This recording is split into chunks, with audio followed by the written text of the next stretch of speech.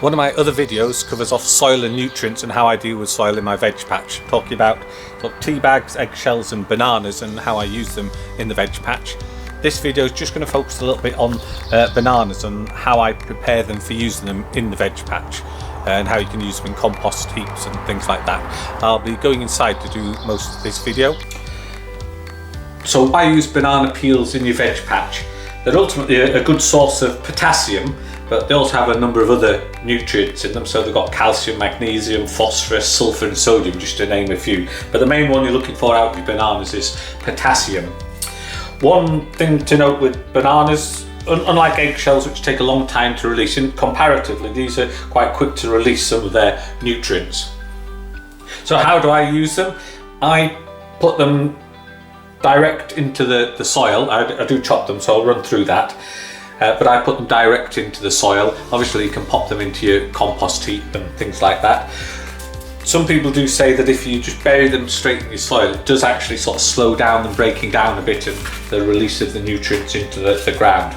So the first thing you want to do is check there's no labels left on them, because you don't want to be trying to compost or put the labels into your veg patch. So just take off any labels.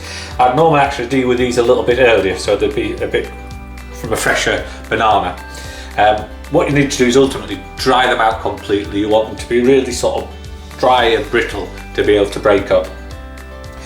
A lot of people will do them as the whole and get them to dry in one big piece. I tend to chop them up. So in the summer I normally dry them out in the garden. So I've got a couple of places in the garden and I've got a little bit of mesh that I actually put over the top of my raised bed sometimes, which I'll just throw them on top of that to dry out.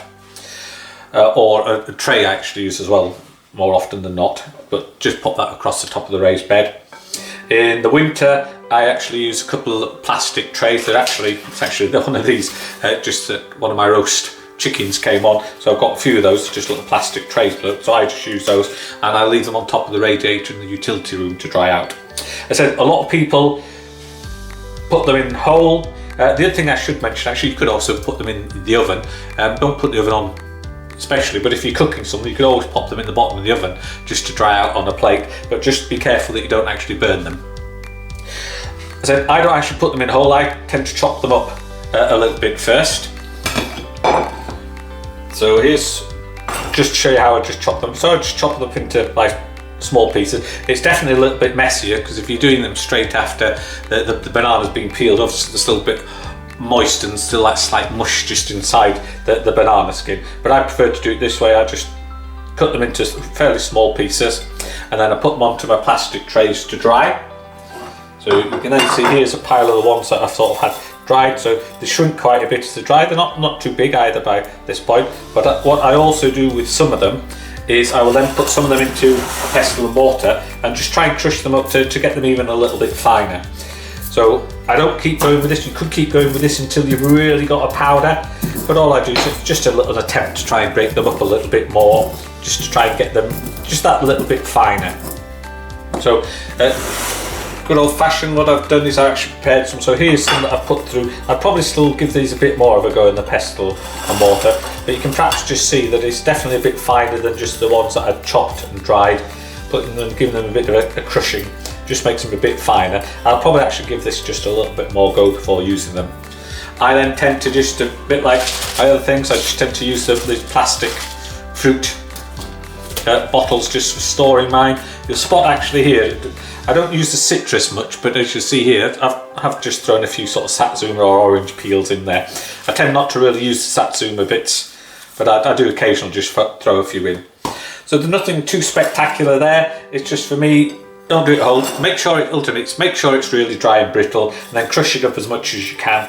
It just helps it break down, I think, if it's in the smaller pieces. So I go through the 3 stages of just having cut it after the banana's been peeled, probably after a few days above the radiator or out in the sun, and then a little crush, really, just to try and get them as fine as possible. One of the things some people do is they try and make a banana tea. Ultimately, it's again similar to what they might do with eggshells. So it's just putting the banana skin into maybe a tub of water, making sure that they're covered with water, and just leave them maybe for a week or so, just to try and end up ultimately with a banana tea. I don't do that. I'm quite happy with the way I do it and cutting them up. But some people certainly do that. I don't know how well it really works, but it's something you could try if you wanted to. Part of that is, again, it's another sort of forget it kind of thing. You just chuck them all in, make sure they're covered with water, and perhaps just check now and again to make sure they're still covered with water, and then gives you a sort of banana tea.